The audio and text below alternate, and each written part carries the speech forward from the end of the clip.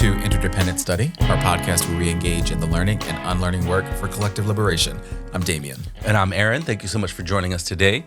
Each week we'll bring something new to the table to discuss our thoughts and feelings about it through the lenses of who we are and where we can go for a more just society. We want Interdependent Study to be a space where we're always learning with one another. And Aaron is up this week. Yes. What are you bringing to the table today? I am bringing a book called Engineered Conflict, Structural Violence, and the Future of Black Life in Chicago by David Omotoso Stovall. And the book is a masterful analysis of how cities and states create points of conflict for Black people, mainly through housing, policing, and education. Yes. Through the lenses of some particular case studies, so to speak, in Chicago. Right. And David points out early on that, quote, cities are not neutral landscapes. They are structured to make some people feel welcome while rendering others disposable, which is a perfect way to point out how our cities create conditions where people are included in these systems or they're shunned to the margins. Yeah. And he goes on to say, quote, we remember that violence is not only physical, but also a structuring force that defines the very parameters of existence for the colonized. So here we see that the structural marginalization creates conditions for violence that defines how people are allowed to live within the boundaries of that colonization, which creates highly pressurized situations for people who have those limited choices. Yes. Right? And then he goes on to further say that, quote, if we consider the idea that violence, particularly shootings and gun homicides, is often heightened by a planned abandonment, then we can understand how a city can intensify violence in certain communities. As tensions grow in a moment with severely limited access to education, affordable housing, living wage employment, and healthcare, Black people are often villainized for a situation that they did not create. So we see that this process becomes a cycle. Yes. And we see that this process becomes a cycle, and people are constrained to certain choices, and then they're vilified for the choices that they make, which then pushes them further to the margins. Yeah. And this is a fantastic book overall that points out just how seemingly boring policy choices create oppressive conditions and then reinforce them through the violence of policing and carceral systems or lack of education and what have you. Yeah. Well, in a lot of ways, we see that these policy decisions aren't boring at all. They have such a tremendous impact. They seem boring. They seem boring, right? but they who are wants not. to think about like educational policy where it's not things that people want to do, but we see what the impact is. Absolutely, yeah. So I agree. This was a phenomenal book. I enjoyed it. I learned so much from it. It's such a thorough analysis of how violence is structured, how violence is engineered, and how violence is wielded as this tool and force by the state and by the government. Yeah. And you talk about so many things in that introduction. It was a great introduction that I really picked up on and highlighted a lot in this book. David's focus here on Chicago was really eye-opening, and the city of Chicago makes such a great case study for, how it's happening there, but of course it's happening everywhere. And he touches on that throughout the book as well. And one of the things you mentioned that got me early on in the book was David's work in the introduction to connect the concept of structural violence and what Ruth Wilson Gilmore talks about, her concept of structural abandonment. You mentioned that, so I actually pulled that. So David said, quote, my hometown of Chicago, Illinois has been framed recently as an epicenter of violent crime, particularly in the form of gun violence, where the victims and the people responsible for harm are primarily Black. But the story is more complex than this narrative of pathological Black criminals roaming the streets.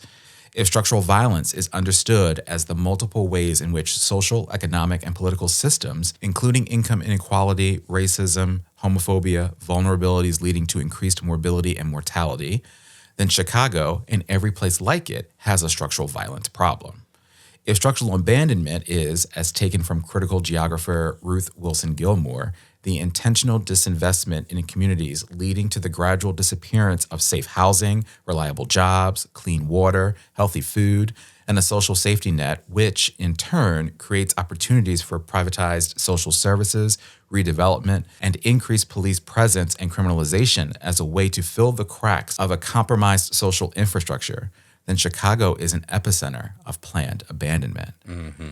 And so again, the work to connect those concepts was really great and made a lot of sense when you look at and understand what has happened in Chicago and all of the great examples and the ways in which David lays that out in the book and walks us through all of that in this book. But I also think there's real clarity in understanding how the structural violence and abandonment conditions created by the state and the city of Chicago have led to the violence and the circumstances that Black communities have experienced there. Yeah, and there's been so much emphasis on so-called black on black crime in Chicago, and that's been a talking point for how long? As a knee-jerk reactionary kind of response to Black Lives Matter organizing. What are you all doing about in Chicago? And one of the things that I really appreciate about this book is pointing out the way that structurally it's been, the violence that is there has been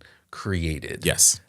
And cultivated in a way by state policy choices and city policy choices. Absolutely. And so it's not, and we'll get into this, I think, a little bit later. I want to talk about something about individual violence and what that actually is or is not. But, it's not as simple as saying that this and person naming it did as this that. thing. Right. Like I said earlier, it's about the choices you have available to you and what you do or don't do with those choices. Yes. And that's not as easy as it seems like if you aren't in that same situation. Right.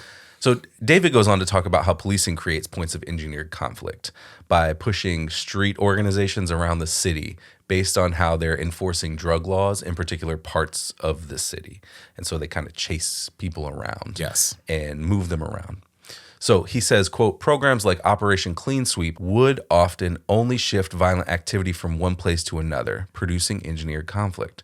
As those involved in the illicit drug trade were displaced from their original place of operation to other areas, rival crews would battle for territory and violence would often spike. So we see one group get put under scrutiny in whatever neighborhood it is that the police are then focusing on. Right. And then they need to move because they don't want to get caught up by the police and in the system in that way.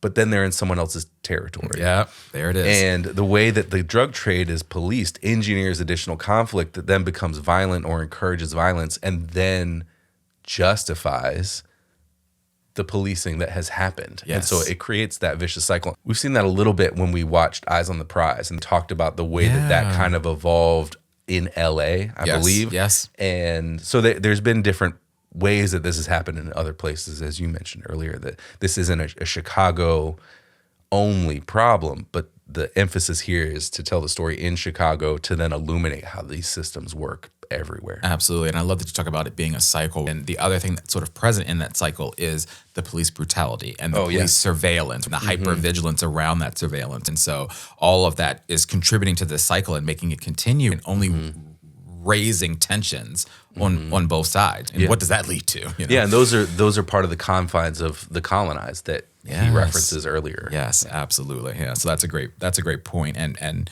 example of how this is playing out in Chicago. One of the other examples or things that he talks about in this book that was really compelling to me was out of the first chapter. That first chapter was called Schools as Sites of Displacement and Dispossession, School Closings in the Gentrified City. And I just thought he did a really great job analyzing school closings as a distinct form of structural violence inflicted by the city of Chicago on poor and working class Black and Latinx communities. And he even walks through these 5 forms of school closures that Chicago has experienced. And that was just really fascinating to learn about. I don't think we have time to talk about all of those, but they was great. But his total analysis around school closings being connected to abandonment and ultimately being a form of this engineered and structural violence was powerful. At one point in the chapter, he says, quote, in Chicago, the neoliberal relationship between schools and poor working class Black communities on the south and west sides of the city, like Chicago's long history of segregation, is explicit both visually and spatially. Within Chicago public schools, the differences between schools are stark and evident. Any passerby could look at the conditions of the neighborhood and quickly understand the conditions of its schools. Neoliberal logic would blame the conditions of the school on a community that doesn't care about the building. But another perspective would identify the history of disinvestment and marginalization that produced them. The largest single set of school closings in the history of the United States raised alarms in 2013, but Chicago's history of mass school closings goes back to the early 2000s. Whereas cities like Detroit, New Orleans, Philadelphia, Houston, and Pittsburgh have faced the devastation of school closings, the unique dynamics of school closings in Chicago reveal an intimate relationship between the destruction of public housing and the practices of law enforcement. Given that there have been almost 150 school closures in Chicago since 2000, a closer look allows us to complicate closure as both process of and rationale for abandonment. Yes. And there's a lot there, but I think he makes a really powerful point in there about how we have to look at the history of the constant disinvestment in these schools and in the communities where they reside to really understand the impact of the lived experiences of the people of Chicago. Yeah, and I love that point he makes about it's a process of and rationale for abandonment. Yes. Because he talks about the numbers of people who are being served at each school as part of the rationale for the school closures. And you could see, well, this school only has 280 kids in it, and it can hold 1,200. Right. And so its capacity is well below what it should be. And so what are we supposed to do with that? And then they go into the neoliberal logic of return on investment and blah, blah, blah, blah, blah. And so then that leads to a school closure, but then those kids have to get shuttled or shuffled around to a different neighborhood that is not familiar to them. And what is that? What kind of tension, what kind of trauma does that create of having to move around and get your patterns, your systems, your routines. Yes, your routines interrupted constantly because of these school closures. And at one point he talks about 49 times in a summer or something, 49 different closures in a school summer. I might be speaking out of school. Please, I apologize for the pun. I might be speaking out of turn on the number of school closures because I don't have that noted right here, but it was an astronomical number. Yes. And just to think about the disruption to the students, to the families. Oh, absolutely. That's crazy. It's hard. It's hard to fathom. Absolutely. Well, and the other piece that what you just said made me think about was this idea of how segregated of a city Chicago is. And that's a part of this too. And so you close a school and you make these kids shuffle to a new school where they're now in a neighborhood with kids that don't look like them and the tensions that creates in the circumstance. So again, it's all that cycle at play there, and it's all that structural violence at play. Yeah.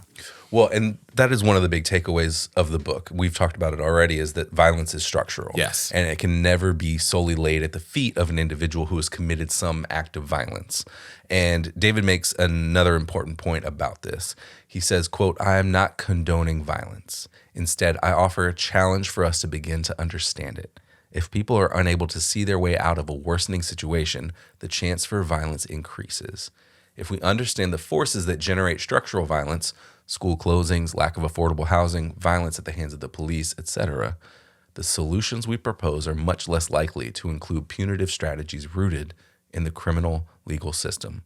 Because police and prisons do not curb violence, engineered conflict serves as a challenge to consider a different set of preemptive solutions." Yes. So when we understand the structural nature of violence, then we can see how policies can shift the conditions that encourage violence and create some preemptive solutions, as he says, like making sure people have access to stable housing or healthcare or education and other life-giving systems that actually support the things that people need. Yeah, absolutely. Well, I love the start of that, offering us a challenge to begin to understand it. And I think what he's getting to there is this idea of recognizing humanity, right? Yeah. And so these are the circumstances that folks are under, and these are the outcomes of those circumstances. But if we can look at and peel that back and dig a little deeper to understand that these are real people under intense circumstances that they did not create, but they are trying to survive and live through, there's power there. And as you say, finding ways to then really shift our mindset and shift our priorities to focusing more instead on these life-giving institutions and services and systems. That's what he's fighting. That's what he's pushing for here, and what we need to be fighting for. That connects really well to one of the other things I wanted to mention which was one of the resounding themes of this book is how Black people in Chicago have responded to these circumstances, how they have been resilient in the face of this structural violence, and how they have organized against it. The final chapter of this book is all about that and how Black people are fighting for an abolitionist future. And there are some really great case studies that, he shares about organizations that are engaged in this work. And I especially loved David's work to connect this to how Black people and Black organizers are acting in ways that embrace this concept of a, quote, fugitive future. So David says, quote, resisting the pull of engineered conflict requires a commitment to act in ways that are, in the words of scholar activist Michael Dumas, fugitive. Dumas told me that fugitivity is the recognition that you are not free, but you have made a decision to run. In my own thinking, I continue his thought with the idea that you are not running from something, but to something with the people in your community. You have made the decision that the situation you're in is unacceptable, and you must eliminate and replace the thing that you are suffering from. It is fugitive because the rules and orthodoxy of the establishment don't always apply. A Black fugitive future is a determination by Black people and their allies to create life-giving spaces where people get their needs met while passing on the lessons of how to build similar things for others. People can use the accepted rules to achieve their goals through fugitive means, but there are also spaces that are in between the rules and moments that require you to intentionally go against the rules. And I love so much of that, like every single word of that. I love it. I love it. I love it. But I especially love the inherent and clear connections there between the fight for abolition and the fight for fugitive futures. And this chapter was so illuminating because of the organizations as well that we get to learn from. Yes. Yeah. I really appreciated that last chapter and the talk about the organizations and from the organizations and their stories. Yeah. And so speaking of, let's get to application. Okay. How can we apply this book to our day-to-day lives and work?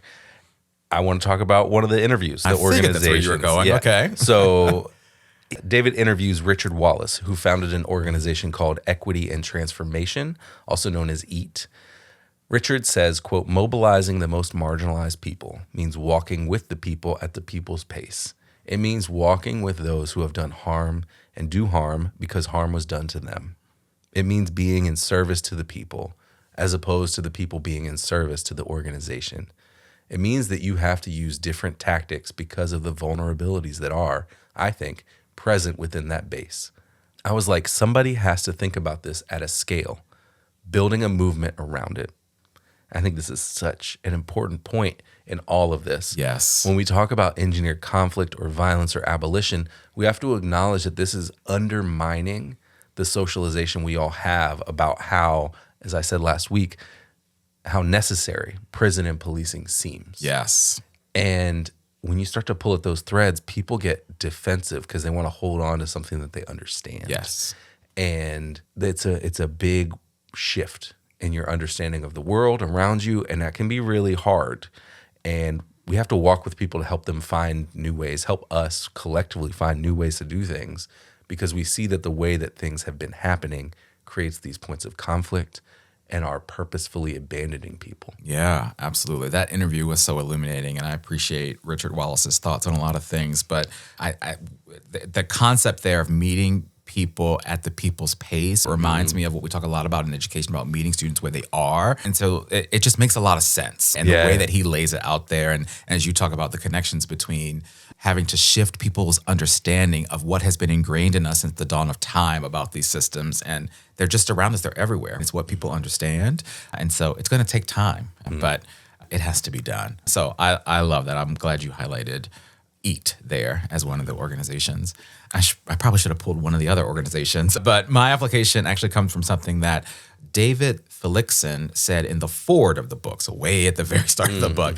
I'm taking us back because I think what he did was really set the stage for why this book and his analysis is so important, which makes sense for a good forward. So he says, quote, poor Black communities across generations have long borne the costs of engineered containment. The price is extracted through schools that punish rather than educate, through housing policies that segregate rather than shelter, through economies that exploit rather than sustain. These costs are not incidental. They are engineered. Yet within this system, individuals are forced to make impossible choices, ones that often appear personal but are in reality structurally imposed. The refusal of $1 is framed as an ethical dilemma, but what of the broader refusal of a nation to value Black life?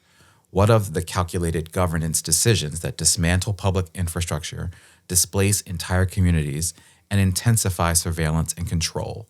The moral weight so often placed on the choices of the marginalized is rarely applied to the institutions that engineer their disposability. And it was that last sentence in particular that got me. The moral weight placed on the choices of marginalized people is rarely applied to the institutions that actively work to dispose of marginalized people and communities. And I just read that and I was like, yes, that, right? Yeah. It's so, I think a huge application of this book and from this book is helping us learn more about how important it is to look at and to interrogate and to fight against the state and the broader ways in which racial capitalism and white supremacy and structural violence have consistently negatively impacted marginalized communities and really everyone. Yeah, because the chicken always comes home to roost. Yes. And yes. I think we're seeing that a lot right now. Yes. And so in our current moment, yes. There's a lot of structural violence that's occurring and targeting communities of color and immigrants. And it's coming home to white people too. Yes. And I think if we can collectively recognize that any violence anywhere is going to be a threat of violence to everyone, yes, the better we'll be. Yeah. All right, well, let's talk about homework. What are we going to do to continue our learning and unlearning work beyond our conversation today? So David cites Frantz Fanon a few times, and it's just a reminder that we need to read some Fanon. Yeah, so according to the bibliography, he cites both Voices of Liberation and The Wretched of the Earth. So it'd be great to read those at some point soon. Yeah. And it'd also be great to learn more from David as well. He's got another book out called Born Out of Struggle, which, quote, demonstrates how critical race theory can be useful in real world situations. Yeah. So those both seem great, both some Fanon, but also a little bit more David Stovall. Absolutely. So, how about you? Yeah, my homework was for us to read Born Out of Struggle as well. Apparently it's a firsthand account of his participation in the process to design a new high school in Chicago that has a social justice oriented curriculum and that works to meet the needs of the community. And that just sounds really fascinating to learn from. And I enjoyed this book so much. I think we probably would enjoy this one as well. I think it's about 10 years old at this point. So, I'm sure it still would be a really worthwhile read. So that was on my list. David is also the co-editor of the Handbook of Social Justice and Education. So that might be something cool to check out as well. Nice. Yeah. Cool. Sounds good. All right. Well, Damien, you're up next time. What are you bringing to the table in our next episode? Yeah, you talked about chickens coming home to roost and what we're going through now. And so I'm going to bring a pair of articles from In These Times to the table for us to talk about next week. And I'm bringing two articles because they are related. They both address what has been happening in Minneapolis these past couple of weeks. So the first piece is called Everybody Showed Up, Stunning Crowds at Minnesota Day of Strike and Shutdown Against ICE. And it was written by Sarah Lazaire, who we've read before, and it was jointly published in Workday magazine, which we've read before. And then the second piece is called A Staggering Number of Minnesotans Took to the Streets Friday to Demand ICE Leave. The next day, ICE responded by killing another resident, which was written by Thomas Birmingham and R.A. Blumikatz. And, we obviously hate what ICE and the federal government have been doing in Minnesota and around the country, and the news lately has been really difficult to grapple with and to read and to think about and to process. But I thought it might be good for us to, outside of the great statement that you made about abolishing ICE, I thought it might be good for us to read something and have a space together to process all of it. And so I'm sure there might be more that we talk about than just these two articles, but it gives us a place to start. Yeah, I think it doesn't seem like they're going to stop. Yeah. Who knows what we might be able to bring in alongside this by the time we get to sit down and record this, unfortunately. Yeah. Well, thanks for bringing those two pieces, and may Alex Preddy rest in peace. Yes.